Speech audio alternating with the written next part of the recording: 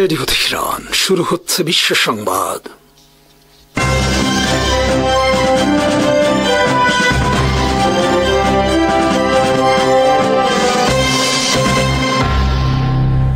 শুরুতেই সংবাদ শিরোনাম।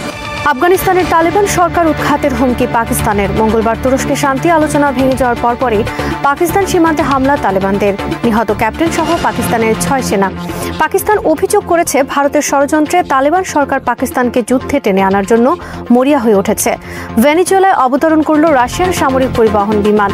পারমাণবিক শক্তিচালিত জলজ ড্রোনের সফল পরীক্ষা রাশিয়ার। ইসরায়েলের হামলায় একদিনে গাজায় নিহত 104 ফিলিস্তিনি। চীনের চাপে খনিজ সমৃদ্ধ দুটি এলাকা মিয়ানমার আর্মির কাছে ছেড়ে দিল বিদ্রোহীরা। তুরস্কে মঙ্গলবার পাকিস্তান আফগানিস্তান শান্তি আলোচনা ভেঙে যাওয়ার পরপরই পাকিস্তান সীমান্তে তালেবানদের হামলায় নিহত হয়েছে পাকিস্তান আর্মির একজন ক্যাপ্টেন সহ কমপক্ষে 6 সেনা। গুরুতর আহত হয়েছেন অনেকে। ঘটনার পর আফগানিস্তানের তালেবান সরকারকে ক্ষমতা থেকে উৎখাতের হুমকি দিয়েছে পাকিস্তান। পাকিস্তানের প্রতিরক্ষা মন্ত্রী খাজা আসিফ বলেছেন, আফগানিস্তানের তালেবান সরকারকে উৎখাত বা গর্তে পালিয়ে যেতে বাধ্য করার জন্য আমাদের খুব বেশি শক্তি প্রয়োগ করতে হবে না। এমনকি আমরা তাদেরকে তোরা বোরা পাহাড়ের গুহায় আশ্রয় নিতে বাধ্য করতে পারি এবং সেখানেও আমরা তাদের পরাজিত করতে সক্ষম। খাজা আসিফ বলেন, তুরস্কে শান্তি আলোচনার সময় কাবুল কর্মকর্তারা যেসব কথাবার্তা বলেছেন এবং বিবৃতি দিয়েছেন তা খুবই বিষাক্ত। তাদের কথাবার্তা উস্কানিমূলক। তারা শান্তি চায় না, বরং সংঘাত চায়। তারা পাকিস্তানকে যুদ্ধের ময়দানে টেনে আনতে চায় ভারতের দ্বারা প্রভাবিত হয়ে। কিন্তু তারা জানে না তাদের ক্ষমতা থেকে উৎখাত করতে আমাদের তাদের সাথে যুদ্ধ করার প্রয়োজন হবে না। আমরা যদি তাদেরকে কাবুল থেকে উৎখাত করে তোরাবোরায় পাঠাই তাহলে বিশ্ব সেটা বেশ আনন্দের সাথে উপভোগ করবে বলে মনে করি আমি। খাজা আসিফ বলেন, যুদ্ধবাজ তালেবানরা আরেকবার আফগানিস্তানকে ধ্বংস করতে মরিয়া হয়ে উঠেছে। তারা আবার আফগানিস্তানের অসহায় মানুষকে হত্যা করতে চায়। তারা যদি এটা করতে চায় তবে তাই হোক। আমরা প্রস্তুত তাদেরকে পরাজিত করতে। তারা পাকিস্তানের সক্ষমতা সম্পর্কে এখনো কোনো অনুমান করতে পারেনি। তারা যদি আমাদের সাথে যুদ্ধে জড়াতে চায় তাহলে দ্রুত সারা বিশ্ব দেখবে যে তাদের হুমকি ধামকি আসলে ভুয়া। খাজা আসিফ কঠোর ভাষায় বলেন, আফগানিস্তানকে বলা হয় সাম্রাজ্যবাদীদের কবরস্থান, কিন্তু এবার আমরা এই যুদ্ধবাজদের কবরে পাঠাবো আফগানিস্তানে। অপরদিকে মঙ্গলবার তুরস্কে আলোচনা ভেঙে যাওয়ার পরপরই আফগান সীমান্ত থেকে পাকিস্তানের খাইবার পাখতুনখোয়া অঞ্চলের একাধিক এলাকায় হামলা চালানো হয়েছে পাকিস্তানের সেনাদের উপর। বেলুচিস্তানের খাইবার পাখতুনখোয়া অঞ্চলের কুররাম এলাকায় তেহরিক-ই-তালেবান পাকিস্তান বা টিটিপি সন্ত্রাসীদের হামলায় নিহত হয়েছেন একজন ক্যাপ্টেন সহ কমপক্ষে 6 পাকিস্তানি সেনা। আহত হয়েছে আরও 2 সেনা অফিসার সহ 14 জনের বেশি সেনা। পাকিস্তান আর্মির জনসংযোগ বিভাগ ISPR এক বিবৃতিতে জানিয়েছে, পাকিস্তান আর্মির পাল্টা হামলায় নিহত হয়েছে ভারতীয় 7 সন্ত্রাসী। পাকিস্তানের এক্সপ্রেস ট্রিবিউনের খবরে বলা হয়েছে, তুরস্কের ইস্তাম্বুলে অনুষ্ঠিত আলোচনায় চরম ঔদ্ধত্যের পরিচয় দিয়েছে তালেবান প্রতিনিধিরা। তারা পাকিস্তানের কর্মকর্তাদের প্রতি চরম অপমানজনক ও উস্কানিমূলক নানা ধরনের মন্তব্য করেছে। পাকিস্তানের কর্মকর্তাদের প্রশ্নের সঠিক জবাব এড়িয়ে আজগুবি সব বিষয় সামনে হাজির করে, যা আদৌ আলোচনার কোনো বিষয় ছিল না। তারা নানাভাবে আলোচনাকে নস্যাতের চেষ্টায় লিপ্ত ছিলেন। এক্সপ্রেস ট্রিবিউন লিখেছে, পাকিস্তান ও আফগানিস্তানের মধ্যকার আলোচনায় মধ্যস্থতাকারী হিসেবে উপস্থিত ছিলেন তুরস্ক ও কাতারের মধ্যস্থতাকারীরা। কাতারের মধ্যস্থতাকারীরা অনেক ধৈর্যের পরিচয় দিয়েছে হামাস ইসরায়েল শান্তি আলোচনায়। তাদের লাগাতার চেষ্টার ফলে হামাস ও ইসরায়েলের মধ্যে শেষ পর্যন্ত শান্তি চুক্তি হয়েছে। কিন্তু সেই কাতার ও তুরস্কের প্রতিনিধিরাও বিরক্ত হয়েছেন আলোচনার টেবিলে তালেবান প্রতিনিধিদের আচরণে। বিখ্যাত তোরাবোরা হলো খাইবার গিরিথ অঞ্চলের একটি দুর্গম গুহা এলাকা। 2001 সালে যুক্তরাষ্ট্র আফগানিস্তানে অভিযান চালায়। নভেম্বর মাসে তালেবান শাসিত কাবুলের পতন ঘটে। আল কায়দা নেতা ওসামা বিন লাদেন সহ তালেবানরা তখন শেষ পর্যায়ে দুর্গম তোরাবোরা গুহায় আশ্রয় নেয়। তবে যুক্তরাষ্ট্র সেনা সহ যৌথ বাহিনী তখন সেই দুর্গম তোরাবোরা এলাকায়ও পৌঁছে যায় এবং তালেবানদের ঘেরাও করে রাখে। একই সাথে উপর থেকে চলতে থাকে বিমান হামলা। তবে শেষ পর্যন্ত সেখান থেকে পালিয়ে যেতে সক্ষম হন ওসামা বিন লাদেন। পাকিস্তানের প্রতিরক্ষা মন্ত্রী খাজা আসিফ বর্তমান তালেবান সরকারকে সেই তোরাবোরায় পৌঁছে দেওয়ার হুমকি দিলেন। সীমান্তে 2 দেশের 1 সপ্তাহ ব্যাপী রক্তক্ষয়ী সংঘাতের পর গত 9 অক্টোবর থেকে সাময়িক যুদ্ধবিরতি কার্যকর হয় 2 দেশের মধ্যে। দোহায় 2 দেশের প্রাথমিক আলোচনার পর তুরস্কে আবার আলোচনা শুরু হয় এবং 3 দিনের মাথায় মঙ্গলবার তা ভেঙে যায় কোনো সমাধান ছাড়া। পাকিস্তানের অভিযোগ, পাকিস্তানি তালেবানরা আফগানিস্তানে আশ্রয় নিয়ে হামলা করছে পাকিস্তানি তালেবানদের সহায়তা করছে আফগানিস্তানের তালেবান সরকার। পাকিস্তানের এই দাবি পুরোপুরি অস্বীকার করছে তালেবান সরকার। পাকিস্তানের আরও অভিযোগ, বর্তমানে তালেবান সরকার ভারতীয় পাকিস্তানের বিরুদ্ধে নাশকতার জন্য আফগানিস্তানের ভূমি ব্যবহারের সুযোগ দিচ্ছে। পারমাণবিক শক্তিচালিত জলজ ড্রোনের সফল পরীক্ষা চালিয়েছে রাশিয়া। মঙ্গলবার দেশটির প্রেসিডেন্ট ভ্লাদিমির পুতিন সাংবাদিকদের কাছে এই তথ্য প্রকাশ করেন। নতুন এই ড্রোনের নাম পজিডনর সুপার টর্পেডো। সমর বিশ্লেষকদের মতে পারমাণবিক শক্তিচালিত রাশিয়ার এই নতুন ড্রোন বিশ্ব সমরাস্ত্র অঙ্গনে একটি নতুন বিস্ময়কর সংযোজন। প্রকাশিত তথ্য অনুসারে পরমাণু শক্তিচালিত প্রচলিত সাবমেরিনের তুলনায় 100 ভাগ কম শক্তির চুল্লি দ্বারা চলে পজিডন ড্রোন। পজিডন একটি সাবমার্সিবল জলজ ড্রোন, অর্থাৎ প্রচলিত সাবমেরিন ন্যায় পানির অনেক গভীরে অবস্থান করবে এটি। রাশিয়ার দাবি, তাদের নতুন জলজ ড্রোনের ক্ষমতা সারমাত ব্যালিস্টিক মিসাইলের চেয়েও শক্তিশালী।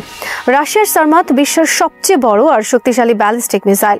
2022 সালের ফেব্রুয়ারি মাসে ইউক্রেন যুদ্ধ শুরুর আগে ড্রোন অস্ত্রে তেমন শক্তিশালী ছিল না রাশিয়া, কিন্তু ইউক্রেন যুদ্ধের প্রয়োজনে রাশিয়া বিভিন্ন ধরনের শক্তিশালী ড্রোন নির্মাণ শুরু করে। এরই ধারাবাহিকতায় দেশটি সর্বশেষ হাজির করল পারমাণবিক শক্তিচালিত আন্ডার ওয়াটার ড্রোন। পজিডনের দৈর্ঘ্য 20 মিটার, ডায়ামিটার প্রায় 2 মিটার। এর অপারেশন আওতা 10,000 কিলোমিটার, ওজন 100 টন, গতি ঘন্টায় 185 কিলোমিটার। পজিডন হল টর্পেডো এবং ড্রোনের একটি ক্রস। সাগরতলে এর বিস্ফোরণ উপকূলে ব্যাপক ধ্বংসাত্মক সুনামি সৃষ্টি করতে সক্ষম। প্রেসিডেন্ট পুতিন বলেন, পজিডনের মতো কোনো অস্ত্র বিশ্বের আর কোনো দেশের কাছে নেই, আর এটি প্রতিরোধ করার ক্ষমতাও নেই কোনো দেশের। এর আগে রাশিয়া গত 21 অক্টোবর সফল পরীক্ষা চালিয়েছে পারমাণবিক বোমা বহনে সক্ষম বুরেভেস্টনিক নামক একটি ক্রুজ মিসাইল। পরীক্ষা দিনে এই মিসাইলটি 14,000 কিলোমিটার পথ অতিক্রম করে তাক লাগিয়ে দিয়েছে সমরাস্ত্র অঙ্গনে, আর মিসাইলটি 14,000 কিলোমিটার পথ অতিক্রম করে 15 ঘন্টায়।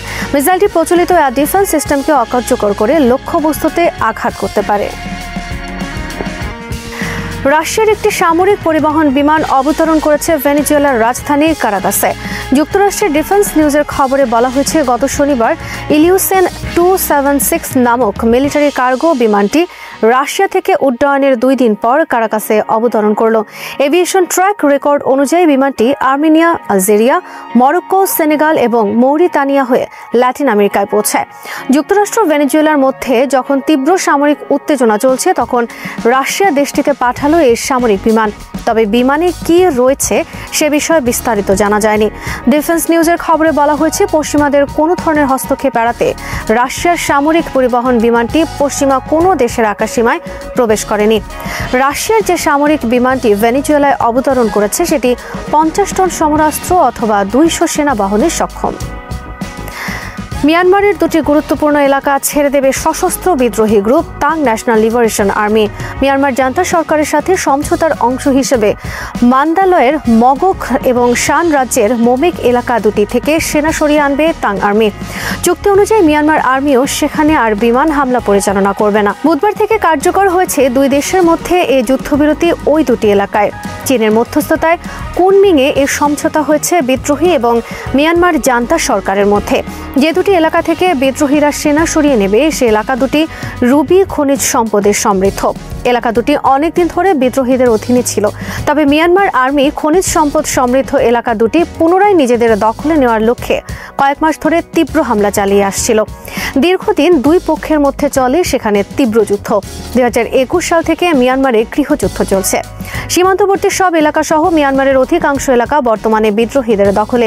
মিয়ানমারের 3টি বড় বিদ্রোহী সংগঠন Arakan army, Ta'ang national liberation army এবং মিয়ানমার ন্যাশনাল ডেমোক্রেটিক অ্যালায়েন্স মিলে 2023 সালে অক্টোবর মাসে গঠন করে ব্রাদারহুড অ্যালায়েন্স। এরপর তীব্র হামলা শুরু করে মিয়ানমার আর্মির ওপর। তাদের দখলে আসে মিয়ানমারের একের পর এক এলাকা। তবে সম্প্রতি চীন বেশ জোরে সোরে মিয়ানমার আর্মির পক্ষ নেয় বিদ্রোহীদের ছেড়ে দিতে হচ্ছে দখলকৃত অনেক এলাকা, কারণ চীনের সহায়তা ছাড়া বিদ্রোহীদের পক্ষে ধরে রাখা সম্ভব নয় অনেক এলাকা। চীন তাদের কৌশল অনুযায়ী মিয়ানমার জান্তা এবং বিদ্রোহী উভয় পক্ষকেই সহায়তা করে থাকে একে অপরের বিরুদ্ধে। 2023 সালের 7 অক্টোবর হামাসের অভূতপূর্ব হামলার পর থেকে গাজায় ইসরায়েলি আগ্রাসন শুরু হয়, যা দ্রুতই মানবিক বিপর্যয়ে পরিণত হয়। প্রায় 2 বছরব্যাপী ধ্বংসযজ্ঞ, গণহত্যা ও অবরোধের পর অবশেষে 2025 সালের 10 অক্টোবর যুক্তরাষ্ট্রের মধ্যস্থতায় এক ঐতিহাসিক যুদ্ধবিরতি চুক্তি কার্যকর হয়।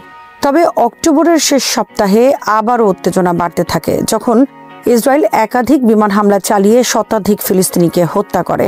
এই পরিস্থিতিতেই কাতারের প্রধানমন্ত্রী শেখ মোহাম্মদ বিন আব্দুর রহমান আল থানি ঘোষণা দেন যুদ্ধবিরতি এখনও কার্যকর রয়েছে এবং সব পক্ষই তা বজায় রাখতে আগ্রহী।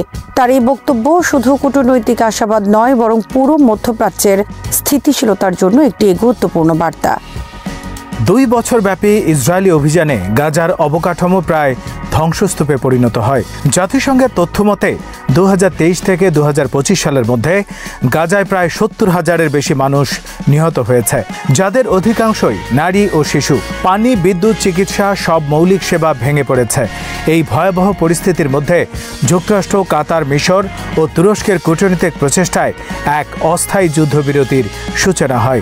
শর্ত ছিল হামাস তাদের হাতে থাকা জীবিত সব বন্দীকে মুক্তি দেবে, ইসরায়েল প্রায় 2,000 ফিলিস্তিনি বন্দীকে মুক্তি দেবে।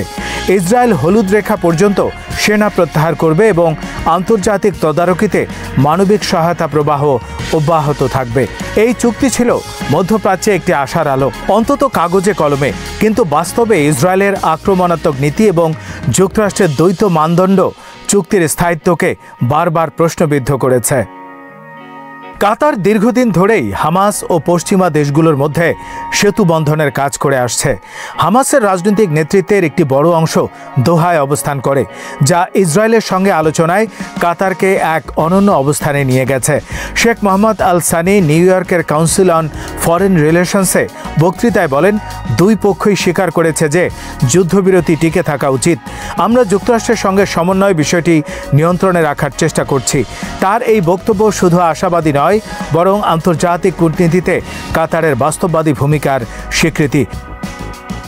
2024 সালের শেষের দিকে কাতারে হামাস নেতাদের বৈঠকে ইসরায়েলের বিমান হামলার ঘটনাও ঘটেছিল, যেখানে এক কাতারি নিরাপত্তারক্ষী নিহত হন। এই হামলা কাতারের জন্য ছিল এক গেম চেঞ্জার। শেখ মোহাম্মদ বলেন, এই হামলা শুধু কাতারের জন্য নয়, পুরো অঞ্চলের জন্য এক সতর্কবার্তা। যুক্তরাষ্ট্র বুঝেছে ইসরায়েল এমন এক লাল রেখা অতিক্রম করেছে যা আগে কখনো হয়নি। ইসরায়েল দাবি করছে গাজায় তাদের বিমান হামলা ছিল প্রতিশোধমূলক পদক্ষেপ, কারণ হামাস যোদ্ধাদের গুলিতে একজন ইসরায়েলি সেনা নিহত হয়। কিন্তু ঘটনাস্থল ছিল তথাকথিত হলুদ রেখার ভেতরে, যা যুদ্ধবিরতির চুক্তি অনুসারে ইসরায়েলি বাহিনীর নিয়ন্ত্রণের বাইরে থাকা উচিত ছিল।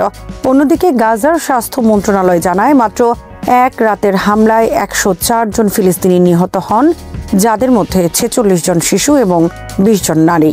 এই সংখ্যাটি শুধু পরিসংখ্যান নয়, বরং যুদ্ধবিরতির নৈতিক ভিত্তির উপর আঘাত। ইসরায়েলের প্রধানমন্ত্রী বেনিয়ামিন নেতানিয়াহু দাবি করেছেন, আমরা চুক্তি মানছি, তবে আমাদের সৈন্যদের উপর হামলা হলে আমরা চুপ করে থাকব না। এই বক্তব্য থেকেই বোঝা যায় ইসরায়েল যুদ্ধবিরতিকে আসলে একটি কৌশলগত বিরতি হিসেবে ব্যবহার করছে, শান্তি নয়। মার্কিন প্রেসিডেন্ট ডোনাল্ড ট্রাম্প ঘোষণা দিয়েছেন, কেউ যুদ্ধবিরতি নষ্ট করতে পারবে না। হামাস যদি গুলি চালায়, ইসরায়েল প্রতিক্রিয়া জানাতে পারে, এটি স্বাভাবিক। এই বক্তব্য স্পষ্টত দ্বৈত মানদণ্ডের প্রতিফলন। একদিকে তিনি যুদ্ধবিরতি টিকিয়ে রাখার কথা বলছেন, অন্যদিকে ইসরায়েলের সামরিক প্রতিশোধকে সমর্থন করছেন। ট্রাম্প প্রশাসন আসলে ইসরায়েলের নিরাপত্তা নীতি ও মার্কিন অভ্যন্তরীণ রাজনীতির ভারসাম্য রক্ষার চেষ্টা করছে। যুক্তরাষ্ট্র 2024 সালে ইসরায়েলের গাজা অভিযানে প্রকাশ্যে সমর্থন দিয়েছিল, কিন্তু আন্তর্জাতিক সমালোচনা ও মুসলিম বিশ্বের চাপের মুখে তারা শান্তি মধ্যস্থতার ভূমিকা নিতে বাধ্য হয়। হামাস বারবার বলেছে যে তারা যুদ্ধবিরতির শর্ত মেনে চলছে এবং অপরাধী গোষ্ঠীর হাতে সংঘটিত ঘটনার দায় তারা নিচ্ছে না। তাদের বক্তব্য, ইসরায়েলের আক্রমণাত্মক পদক্ষেপই চুক্তি ভাঙার মূল কারণ। আমরা যুদ্ধবিরতি মানতে প্রতিশ্রুতিবদ্ধ। বিশ্লেষকরা মনে করেন, হামাস এখন সামরিকের চেয়ে রাজনৈতিক কৌশলে বেশি মনোযোগী। তারা জানে আন্তর্জাতিক সমর্থন অর্জনের জন্য কূটনৈতিক সংযম জরুরি। গাজার সাধারণ মানুষের জন্য যুদ্ধবিরতির মানে ছিল অবরোধের ফাঁক দিয়ে কিছুটা শ্বাস নেয়া, কিন্তু বাস্তবে বোমা পড়ছে শরণার্থী শিবিরে, ঘরবাড়ি ধ্বংস ও পানি খাবারের সংকট চলছে আগের মতোই। গাজার বাসিন্দা ইসমাইল জায়দা তার 3 সন্তান ও 25 সদস্যের পরিবার পশ্চিম গাজার তাঁবুতে থাকেন। তিনি বলেন, রাতে আবারও বিস্ফোরণের শব্দ শুনলাম, মনে হচ্ছিল যুদ্ধ আবার শুরু হয়েছে। এই বক্তব্য গাজার বাস্তবতাকে তুলে ধরে। যুদ্ধবিরতি কাগজে আছে, বাস্তবে নয়। চুক্তির একটি গুরুত্বপূর্ণ ধারা হলো ইয়েলো লাইন, যা গাজার অভ্যন্তরে একটি সীমারেখা যার বাইরে ইসরায়েলি বাহিনী অবস্থান করতে পারবে না। কিন্তু গত কয়েক সপ্তাহে দেখা গেছে ইসরায়েল নিয়মিত এই সীমা অতিক্রম করছে, বিশেষত রাফা ও খান ইউনিস এলাকায়। ইসরায়েলি গণমাধ্যম কান জানায় নেতানিয়াহু সেনাবাহিনীকে হলুদ রেখার ভেতরের কিছু এলাকা পুনর্দখলের নির্দেশ দিয়েছেন। এটি কেবল যুদ্ধবিরতির লঙ্ঘন নয়, বরং এক নতুন সামরিক কৌশলের ইঙ্গিত। ইসরায়েল হয়তো ধীরে ধীরে স্থায়ী উপস্থিতির যুক্তি তৈরি করতে চাইছে। আন্তর্জাতিক রেড ক্রস এক বিবৃতিতে জানিয়েছে, মিথ্যা মরদেহ উদ্ধারের ঘটনাটি অগ্রহণযোগ্য। যখন শত শত পরিবার তাদের প্রিয়জনের খবরের জন্য অপেক্ষায়, তখন এমন নাটকীয়তা চুক্তির বিশ্বাসযোগ্যতাকে ধ্বংস করে। এই বিবৃতি মূলত ইসরায়েলের অভিযোগের প্রতিক্রিয়া, যেখানে তারা বলেছিল হামাস নাকি নাটক সাজিয়েছে মৃতদেহ ফেরানোর নামে। এছাড়া ইউরোপীয় ইউনিয়ন, তুরস্ক, মালয়েশিয়া ও দক্ষিণ আফ্রিকা ইসরায়েলের সাম্প্রতিক হামলাকে চুক্তির গুরুতর লঙ্ঘন বলে অভিহিত করেছে। এই যুদ্ধবিরতি শুধু গাজা নয়, বরং পুরো মধ্যপ্রাচ্যের ভূ রাজনীতির পরীক্ষাগার। একদিকে কাতার, তুরস্ক ও মিশর শান্তি প্রচেষ্টায় নেতৃত্ব দিচ্ছে, অন্যদিকে ইরান, লেবাননের হিজবুল্লাহ ও ইয়েমেনের হুথি গোষ্ঠী পরিস্থিতিকে ঘিরে কৌশলগত অবস্থান নিচ্ছে। ইসরায়েলকে ঘিরে এখন একটি নতুন বাস্তবতা তৈরি হয়েছে। আরব বিশ্বে বিভাজন বেড়ে গেছে। কিছু রাষ্ট্র যেমন সংযুক্ত আরব আমিরাত ও বাহরাইন ইসরায়েলের সঙ্গে সম্পর্ক রাখছে, আবার কাতার, কুয়েত ও আলজেরিয়া সরাসরি নিন্দা করছে। যুক্তরাষ্ট্র মানবাধিকার লঙ্ঘনের অভিযোগে আন্তর্জাতিক পরিসরে ভাবমূর্তি হারাচ্ছে, আর রাশিয়া ও চীন এখন আরব অঞ্চলে শান্তির মধ্যস্থতাকারী হিসাবে জায়গা করে নিচ্ছে। বিশ্লেষকদের মতে এই যুদ্ধবিরতি আসলে এক অস্থায়ী রাজনৈতিক শ্বাসরোধ। যতদিন যুক্তরাষ্ট্র ইসরায়েলের প্রতি নিঃশর্ত সমর্থন বজায় রাখবে, ততদিন গাজায় স্থায়ী শান্তি সম্ভব নয়।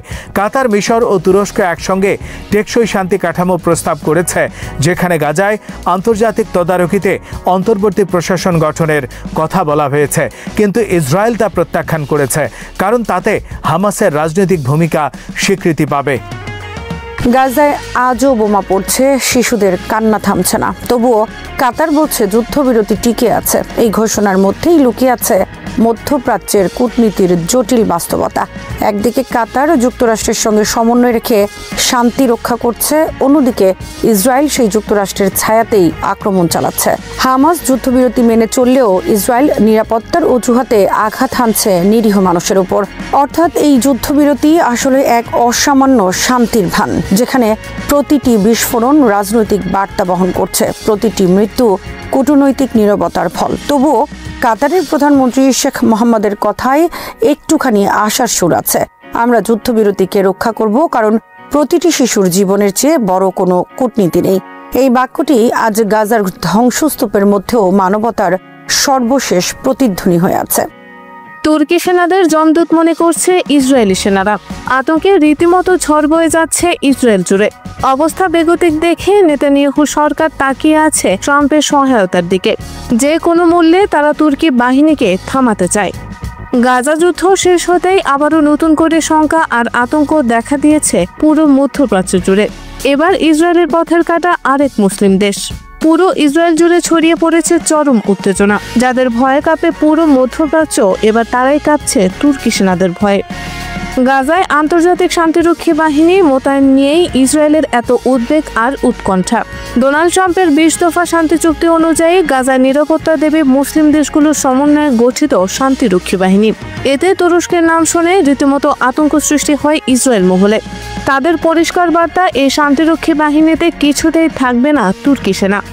তবে আঙ্কারা মনে করে গাজা যুদ্ধবিরতিতে তাদেরও অবদান রয়েছে, তাই তারা সেখানে শান্তি ও নিরাপত্তা রক্ষার দায়িত্ব পালন করতে চায়। এ বিষয়ে তুরস্কের প্রতিরক্ষা মন্ত্রণালয় জানায়, তাদের সেনাবাহিনী গাজার নিরাপত্তা নিশ্চিত করতে এই শান্তিরক্ষী মিশনে অংশগ্রহণ করতে পুরোপুরি প্রস্তুত।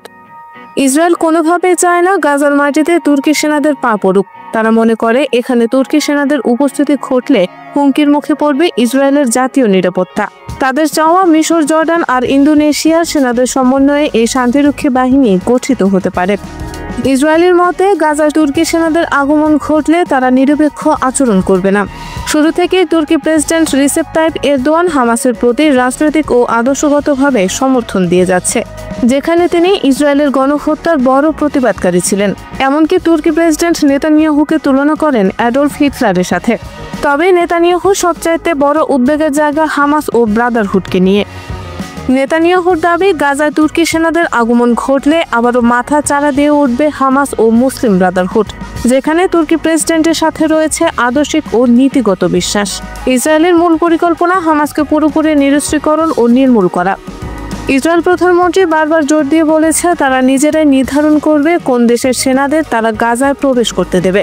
তাদের চাওয়া গাজার নিয়ন্ত্রণ ফিলিস্তিনি অথরিটির হাতে থাকুক। ইসরায়েলের সুরে একই সুর মিলিয়ে মার্কিন পররাষ্ট্রমন্ত্রী মার্কো রুবিও বলেন, শান্তিরক্ষী বাহিনীতে এমন দেশগুলো থাকবে যাদের বিষয়ে ইসরায়েল স্বস্তি বোধ করে।